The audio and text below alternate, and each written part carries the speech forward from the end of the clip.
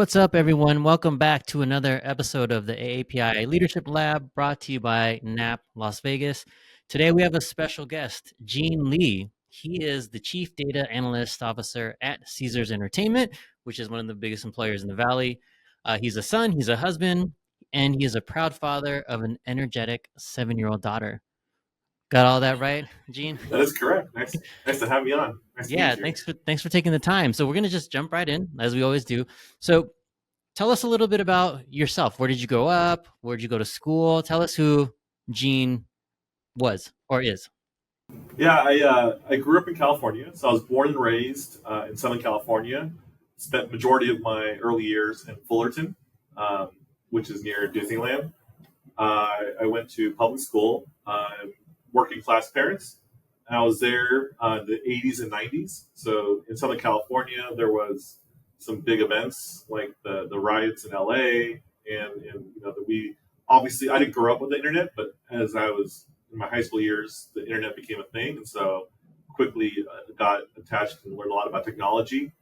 Um, I went to UC Berkeley for my undergrad, where I studied math and computer science.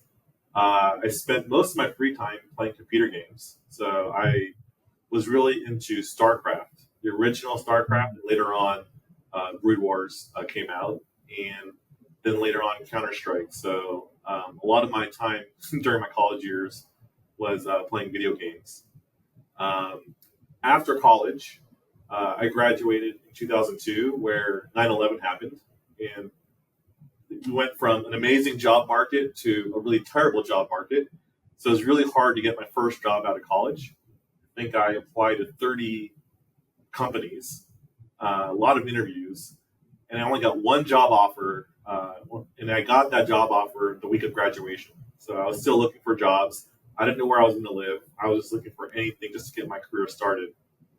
And I was fortunate to get a job at UPS, Big Brown, the company that delivers packages, as an industrial engineer. And so my role was to help optimize routes and to make things more efficient using math to make smarter decisions. And so first day of work, which was a week after graduation, they assigned me one of the hardest operations, which is called preload. So I showed up to work at 4 a.m, and I got to quickly learn the operations of loading a UPS truck. And then I spent 4 years at UPS. So I rotated around all the different major businesses, all times of day. So I learned the package delivery business, the air routes, the hub sorting facilities. So I got to really understand the full life cycle of a delivery package. And then at that point in my career, I said, I don't really know what I want to do in my life. Maybe I should go to business school. I think I know this engineering thing pretty well, but there's more I want to see and learn. And so I was lucky to go to Yale School of Management for my MBA. And I'm really good at timing because I graduated in 2008. So just like when I graduated undergrad, there was like the tech crash. When I graduated business school, there was a financial crisis. But I was still able to get a great job working at Sears Holdings from a hedge fund manager named Eddie Lampert, who at the time was merging Sears and Kmart. And I got really great learning experience, learning of the retail business. So, and I specifically focused on pricing. During the mid 2000s, after I did my gaming passion, I developed a separate passion for poker. And so, in between work, I would make a lot of flights to Vegas to play poker by myself. If I'm not at the regional casino playing in the poker room, after work, I was on the weekends in Vegas. Yeah. And so I was still working for Sears in Chicago, but on one of those trips to Vegas, I met someone who worked at Harrah's Entertainment at the time, 2011. And after we, exchanged business cards and started talking about our backgrounds, they mentioned that Harrah's is always hiring analytic data folks, and that I should really consider applying for a role. Even though I wasn't looking, I was happily employed. And so you get a business card in Vegas. Most people just throw it away. You don't think much of it. But he had my card, and I threw away his card because I didn't think I was going to ever leave Chicago. And then he persisted and said I should really talk to some folks at Harris. And after a few conversations, they flew me out and had me meet more folks, and essentially, gave me an offer to join Harris at the time in their analytics function with an ill-defined role. And so, but they said I couldn't, they're not going to pay as well. So it'd be a title and a pay cut from what you're currently making. But you get to work on really cool problems in the gaming industry. And we know you love poker, and you get to play a lot of poker in Vegas. And so it was an interesting time in my life where I was still single. So I said, hey, what do I want to do? Why not? I'm my low 30s. I'm still young. I can try different things in my career. If it doesn't work out, I can try something else. I took the leap of faith. Didn't know anyone in Vegas. Never thought I'd ever live in Vegas. And I accepted the job. And I think most people thought I was crazy because I was taking a step back in my career at the time. But I thought, from a personal happiness, perspective, that it'd be a lot of fun. And I think the types of problems we'd be working on, at Harris would be really interesting from a business and analytic lens, but also during the weekends, there's so much fun things to do in Vegas that I would be bored. And that was in 2011. And so you fast forward 14 years to 2025, I'm still at Caesars. It's gone through some rebrands and some changes, but it's the same company, same department. And now I'm married and I have a beautiful 7-year-old daughter. Thank you for sharing all that. There's quite a bit in there, but I actually want to go back to the beginning. As you were going, I wanted to kind of dig into some things so listeners can understand, your nuanced journey. So first, starting with growing up in Fullerton. So Fullerton is a pretty diverse place. So what was it like growing up in Fullerton in the time in like the 80s and 90s? Yeah, that was the first wave of a lot of Korean immigrants. So I would say it was in between like the folks that were like in Orange County for maybe 100 years, and then like I think in the 80s was like the first wave of Asian immigrants, and so I had a lot of Korean American friends. So I think it was my high school. Most of my friends were like Asian Americans. Most were first generation, so their parents immigrated. Many parents didn't speak English. And so a lot of us had to figure stuff out on our own because our parents just didn't know how the game worked or don't really know anything. They were just trying to put food on the table. And so, you really leaned on your teachers in your peer group to kind of figure stuff out. Yeah. So were your parents immigrants? Were you first gen? Yeah. So my parents are both from South Korea. Mm-hmm. They have a pretty crazy story. I think everyone, from that generation has a crazy story. But it ended up they actually met in California, so they were both single. But my dad needed citizenship, so he met my mom, and 5 days later got married. They literally my whole existence is based on 5 days of dating. Wow. So Are they still together now? They're still together. It's crazy how that works out. But yeah, I was like, really, you dated for 5 days, and then you got married? And you're still like together, but I think they had common backgrounds. But I think life in the 70s was a different time too, a different era. And they both grew up in a post-war, so the Korean War in the early 50s. They were born. My dad was born in 47, so he was 3 when the Korean War broke out. My mom was born in 50, but they grew up in a post-war, reconstruction. So like Korea was devastated like when they were growing up, so they didn't really have much.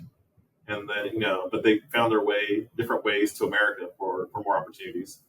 Yeah, and I'm sure like a lot of that era made its way into the way you grew up. Like the dream for our parents, because my parents are immigrants too, are always to have a better life for your kids. But a lot of what they experience seeps into your experience as well. Yeah, even to this day, they're very stingy and they don't know how to enjoy life. Or they save every penny. They instill, like my mom I think, struggled with retirement because she was a nurse for, I think, more than 40 years, Hmm. hardworking nurse at the hospital. And while all her peers are, retiring, she didn't know what else to do. So she just kept working. So that's all she knew was just hard work and saving money. It was kind of her ethos, all for her kids. Hmm. So her mission was just to work hard, make money, and provide for the family and hope for a better future for her kids, me and my brother. So that was, I think, a common theme from a lot of immigrant families. Absolutely, absolutely. Thank you for sharing that. Now, you as a kid, when you were talking about Counter Strike, you probably played Team Fortress and all that stuff. Like you were speaking to, like that's my language.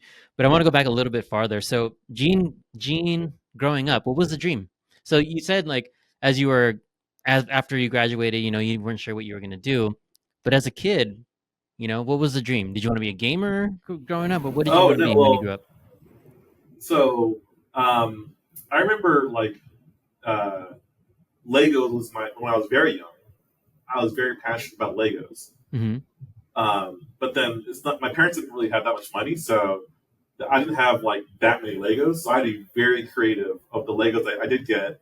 I'd have to recreate different things and play with the same set and just build different things all day long because I didn't have a huge tub of Legos. And so I always wanted to be an architect. When I was like, if you asked me when I was like elementary school, I even read books on Frank Lloyd Wright.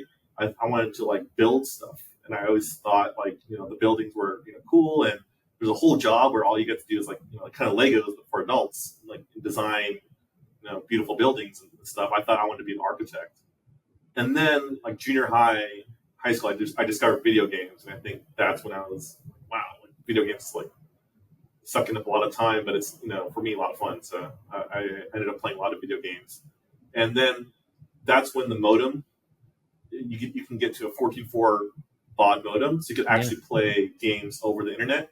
So like a common game was Command and Conquer, Doom, like these kind of games started coming out where you could actually play with a friend like across the street, Hmm. as long as their parents didn't pick up the phone Right. and kill the connection. But like as long as like you could type a landline, you could play. And I was like blew my mind that you could play games across with someone that not in the same room as you. So that was like I immediately gravitated toward technology and gaming in my junior high.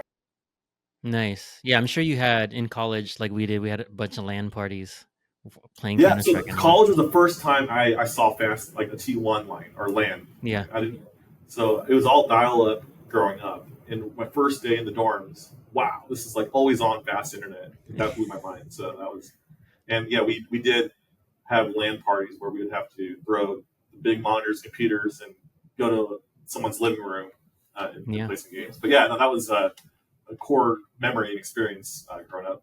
So in college, what was your undergrad? Was it engineering? Math, math, computer science. So I was on the north side of campus, the quiet, side. So, Okay. So you have a bachelor's in computer science and you went to grad school. well, I needed to work, so my Yeah. parents were like, "All right, like, get a job." And so, but then 9/11 happened, and then when I was in a sophomore and junior year, I was actually working at internet startups in San Francisco that were like I was Ah, getting like and so I was like a software developer, and the internet boom was going like this. Like 2001, I think was a peak, and like if you could code, you can get a job. Like and the yeah. people were hiring. It was crazy. It was like you're turning down job offers because it was that kind of crazy late 90s, early 2000s, and then the technology boom completely just crashed. And you went from like having like 5 job offers to like everyone's laying off. And by the time you graduate, there's no job offers, and there's a million people on the job market that can code, and so you're nothing special. And so that was a humbling experience where, if I graduated in '98, my life would have dramatically turned differently than if I graduated in 2002. So life happens for a reason, but I went through a lot of job interviews because I needed a job somewhere, and I was Hmm. willing to do anything. And the only company that gave me an offer was at UPS. So I'm always grateful to UPS, and I always ship everything UPS because they helped give me my first job out of school when no one else would. Yeah, it's a interesting perspective because it's true. If you would have graduated 4 years earlier. I graduated in 2002 also. Um, and yeah, I got on at I moved to Vegas, and then I got on at Zappos. Um, but yeah, so it's always interesting how that happens. So you're at UPS, and you learned all about shipping and all that, and then you went to grad school, and then you ended up at Sears. Um, and I want to learn a little bit more. And you were there; you were a channel manager or a director of channel management. Yeah, there's like a leadership development program for young MBAs. I think the new chairman CEO, there's a lot of change going on in Sears and Kmart, and they Yeah, wanted just some fresh perspectives and ideas, and so they were giving really big jobs and a lot of responsibilities to people earlier in their careers, just to kind of shake things up, to reinvigorate some legacy retail brands, and so they early in their career gave you responsibilities that you might not have gotten that opportunity if you might need other normal companies. You might have been there for like 10 more years before you get that shot. And here I am, like 28 years old, and I'm setting prices for 100,000 SKUs across 3,000 Kmart's and 800 Sears stores. I'm like making the decisions on the prices.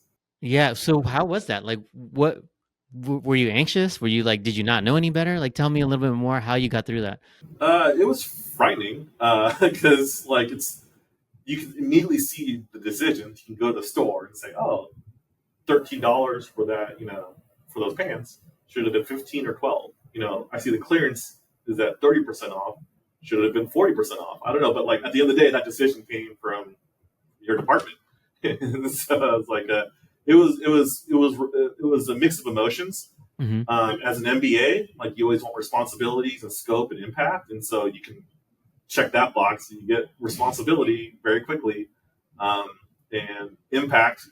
If you have a bad strategy, you'll see the numbers very quickly. But it's terrifying because I was in like late 20s, and I've never done it before.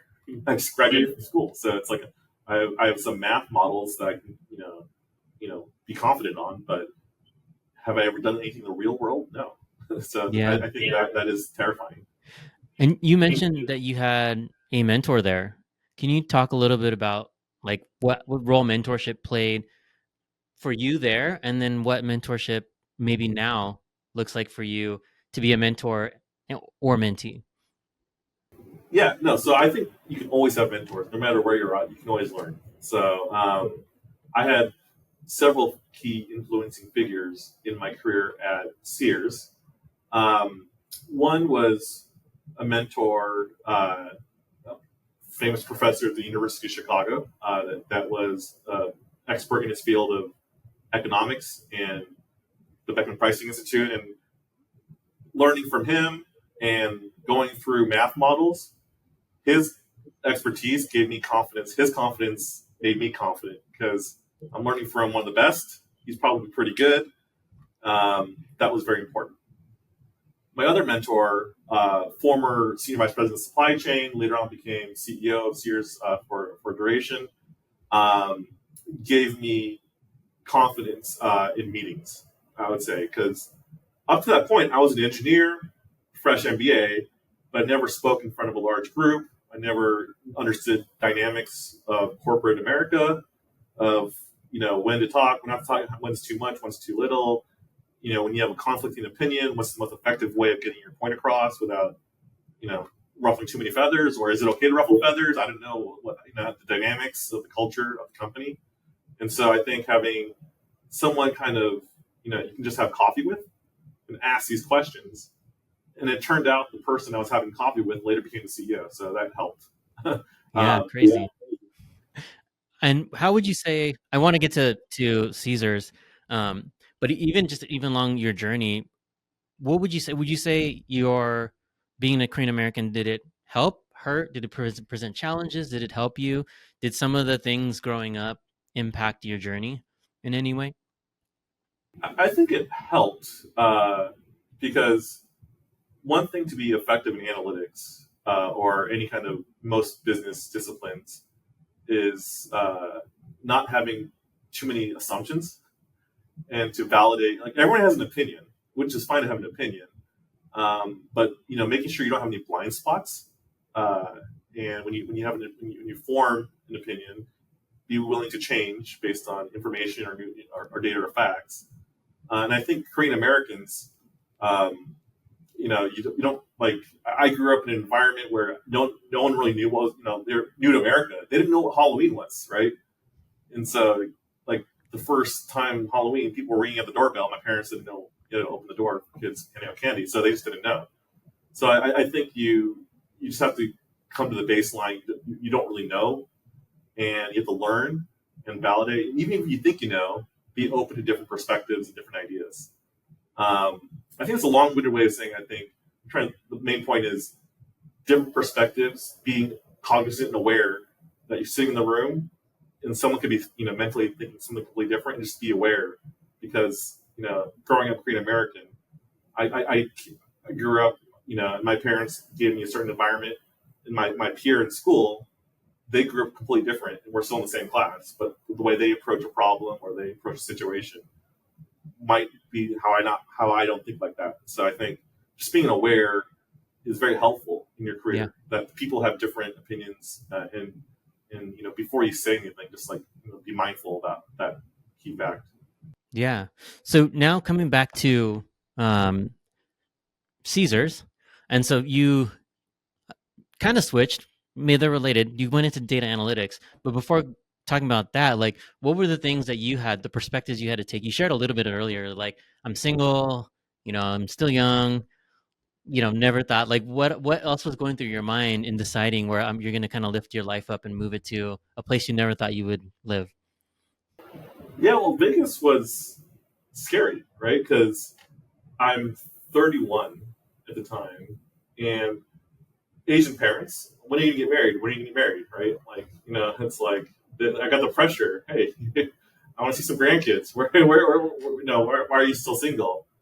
And then I say, hey, guess what? Um, I have a really great job right now. I'm doing very well in Chicago, but I'm gonna pivot, move to Vegas. It's very unlikely I can get married because I don't think the perceptions of Vegas. Like how what are the odds that you're gonna meet someone that's compatible, the perceptions of Vegas, Right. from traditional parents, and they're not going to pay very well, and your title's going to go down. Like you're deliberately taking a step back, and you don't know anyone there. At least your old company, you built up your reputation, you built up a relationship with folks, senior leaders of the company. You have good things going, and you're going to throw all that away. And so my parents thought I was crazy. But I said it's my life at the end of the day, and just followed my heart. It wasn't planned. Yeah. Up to that point, my life was pretty planned. Work hard, do well in your work or school, move up to the next level, get to the next degree, get to the next level in the company, and then I kind of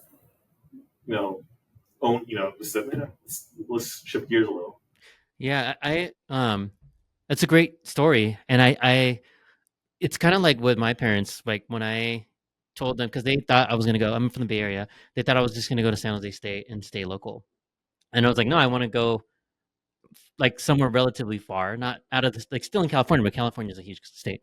Um, and they said, well, why you want to do that? And the thing that I said was, Mom, Dad, you came here with nothing to provide us an opportunity to make something of ourselves.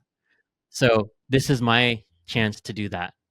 And once I said that, they were like, they had nothing to say because the whole reason why they moved here is to allow us to make decisions like this.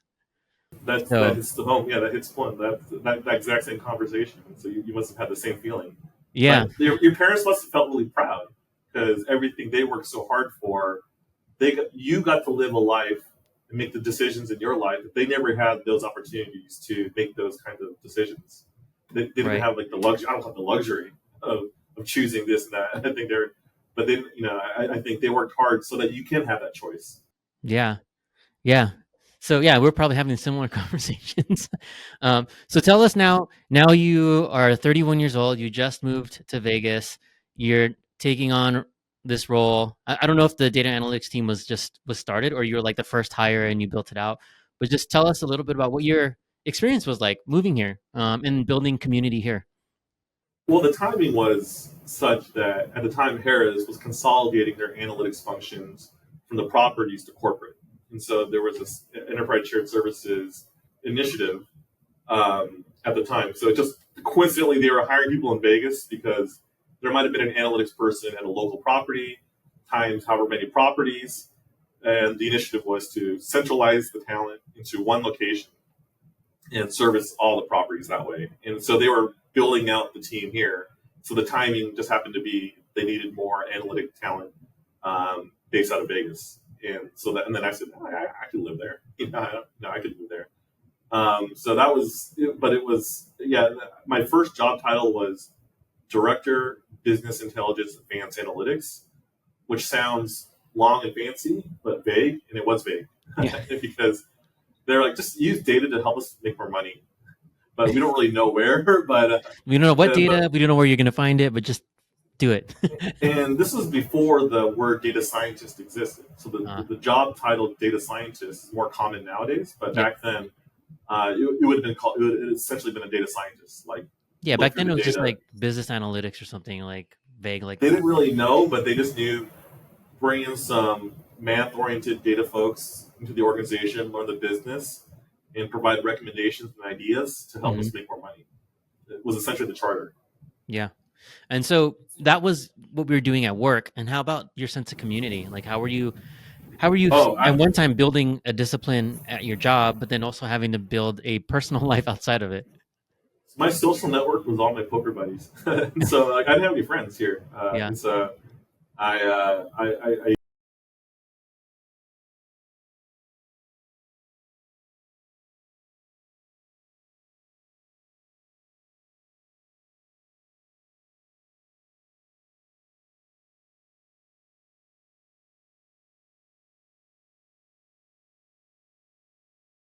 Yeah. And so as your organization grew, how did you think about how you were going to build the team and how you were going to lead this team? So I'm sure you were thinking about, like, as we all do when we started to build teams, like, how are we going to hire people that complement each other? How are we going to build a team that has a strong culture? Like, how did you think about those things when you were kind of building? well,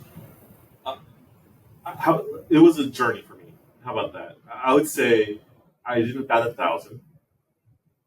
In early days, I think the analytics team had a recruiting and strategy around kind of targeting like Ivy League colleges or folks with certain pedigree, either consulting or academic backgrounds, and then building an organization around just talent, and then farming, and then I think growing that way. And we did that. And I think we found some amazing sharp folks, but we also didn't get it right in some other areas. And then so I think over time, our recruiting strategy evolved, to not being like so narrowly focused on a handful of Ivy League schools or whatnot, and more looking about raw like curiosity. Like so, over the years, I figured out what we need. If you asked me in 2012, 13 what we needed, I would have said something and I would have been wrong. And then now, as we've hired and we've gone through org changes after org changes. We've realized that it's about the people you bring in and the talent. The structure actually could evolve. Changing business requirements, changing business priorities, your org can fluctuate, proportionate to where the business needs to be. So that the actual reporting structure can evolve, as the company evolves. But for me, it was a pure talent. And then what we learned over the years is, like, you want grit, hard work, raw intelligence, and kind of, I think, humility. I think when I interviewed, like, I realized, like, the folks that ended up being successful and really impactful, like, checked all those boxes. So the philosophy of leadership, the philosophy of talent management evolved. I always liked Steve Jobs' perspective on leadership, where you hire someone smart because you let them do what they're supposed to be smart, right? So at like a senior level in the company, you hire smart people and you get out of the way and you basically let them do their thing. I think a more junior level, the leadership style needs to change where they're earlier in their career. Maybe they need a little bit more mentorship, guidance, training, and so their needs and how to effectively manage them might look a lot different than like managing like a senior leader in the company, like a VP. Yeah. So what would you say influenced your leadership style the most and the way you lead your organization? I would say my first few bosses at UPS, I think their leadership style, there was diverse leadership styles, and I found attraction. I found affinity for the ones that were the most empathetic. Hmm. So I think the hallmark of the leaders that I admired and respected were the ones that really understood what it's like to load a box at 4 in the morning, working 3 part-time jobs, or delivering a package in the rain on a muddy road, and customer screaming at you it's late, a day late, Yeah. and I think any customer service, like just empathy for your employees. Like it's very easy in the leadership roles to be focused on KPIs and aggressive business goals and outcomes, but the human element and understanding empathy, I think, is what I found the most successful UPS managers had. And I always said, whenever, if ever I become a leader, that's what I think should be a very core tenet, a principle of a good leader. I mean, you hit it on the head. I mean, all the things that you described about smart, empathetic, humility, all those things are the makings of a good leader. And I try to embody those things. And like, I would never ask anyone to do something that I wouldn't do myself. So I would also, if I saw trash in the hallway and saw 5 people walk by it, I would be the one that pick it up because I would never ask somebody to do something that I wouldn't do. Plus, who am I to say I'm above that? Right? Like, if you care enough about a place, you will take care of it. And that includes the physical place, but also includes the people, because the people are the most important asset of any business. Um, yeah. So getting into some advice, and thank you for sharing all of that. So knowing what you know now, after all the things you've been through, a lot of I said you've packed a lot into your career, whether it's moving, pivoting, school, all kinds of things. Knowing what you know now, what advice would you give to people listening, or even your younger self? Uh, be ready. Uh, you never know when you might meet your future spouse, in what situation, social situation. You never know what opportunity, what situation might lead to your next job. You never know. So always just be ready and be prepared. And so preparation means like whatever you're doing. If you're a student, like prepare yourself, get as good grades as possible, study up. If you're at your job, make sure you're on time, you're prepared, do everything you can, in your house to put forth the best effort. But life, there's going to be things out of your control that might influence the direction of where things go, and just be ready. Um, Yeah, you had in the pre-show. You had a um, you mentioned that like luck favors the prepared, and you had a great quote, and I didn't get to write it down. But what does lucky mean to you? Like, what is that? How does luck play, or how has luck played a part in your career and where you are today? well, I think lucky being at Harris, being on the available for the job market when they were recruiting analytics folks. If I was in Vegas 2012 or 2010, they weren't building up the analytics organization, so the jobs weren't there. Hmm. So I could have been on the same poker trip, a month later or a year later, not met the right person, and my career life would have been completely different. I would have moved to Vegas. I might still be in Chicago or living in New York or something. So that's luck. These are things that are beyond your control. It was beyond my control that Harris was building out analytics work. It was beyond my control that they're looking for this moment in the company's history. My preparation up until that time, I had a resume and a track record of delivering good business outcomes with math, right? So I had a lot of interesting things I could talk about in an interview. So I was prepared with a resume of accomplishments that I was proud of in my career. So when that opportunity did come up, I was ready and to talk about my experiences. I wasn't like, oh, there's a job opening at Caesars. Let me now like, last minute, you know, pretty up my resume and get ready to try to force my experiences to fit what they're looking for. It usually doesn't work that way. Usually, either your resume is already there, and you've done everything you can at that point in your career, and then that's what you can control, right? So what you prepare is like what you individually can control. The luck is the external stuff that you can't control. But you know, in life, there's a lot of things you can't control, but that really does influence where things kind of might go. Yeah, and it's interesting, right? Because part of that being ready and being prepared is also just being open because opportunity can present itself at any moment in time, right? You were here for just a guy's poker trip, right? Yeah, And a weekend. Yeah, yeah, yeah, and then it can completely changed your life. yep, Yeah, and now you have a 7-year-old daughter, you're married, yep. like you have a good life here. Yeah. No, I'm happy with how everything turned out. But Yeah. if you asked me when I was 21 to map it out, I would never have been able to imagine my life's journey to lead me to this spot. And then there were things that happened along the way that were way beyond my control. I might have gone to a different business school, different first job. You never know, right? I might have graduated in a good economy and went into investment banking or something. You never know, right? So Yeah. Yeah.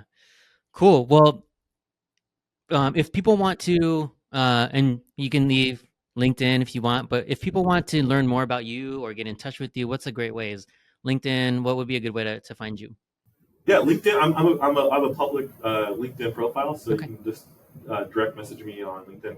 Okay, cool. And we'll put it in, you don't have to say it here. We'll put it in the show notes. Um, any other piece of advice, Gene, before we wrap that you would like to give people or any message you would like to send out there to maybe any mentors or mentees? Well, I think the mentor. We didn't really go too deep on this, but no matter where you are, or, early, mid, late in your career, it's always helpful to find mentors to provide guidance and tell you things that people don't often say in public. But they kind of, the mentors can help translate the real world and what people are really thinking in certain situations. And so, having good mentors that can give you unfiltered how the world works is invaluable. And so, if you don't have a mentor, be proactive. There's a lot of different forums and ways to build connections with mentors, but you can never have too many mentors. And I think just try to find one that you have a common interest with. If you like coffee, they like coffee. You like beers, you like beers. You like sports, they like sports. Whatever. If there's some commonality, I would say pursue that. Yeah, absolutely. Like I would be nowhere without mentors in my life. Um, and none of us are perfect human beings, so we can always get better. There's always more we can learn. So that is, I think, a great way to close it out is mentorship, and also being if you're younger in your career, finding the right mentor, but also being a mentor to others, maybe who are in high school. Like I still mentor high school and college students because I want to pay it forward, and it's something that I wish I had then. So if you maybe don't think you have anything to share, don't underestimate your life experience and what someone can learn from what you've been through. Very good point. Cool. Well, that's it for this episode of AAPI Leadership Lab. Thank you so much, Gene, for joining us. Hope you all enjoyed it. We will see you in the next one. Take care. Thanks, Rico. Have a good one.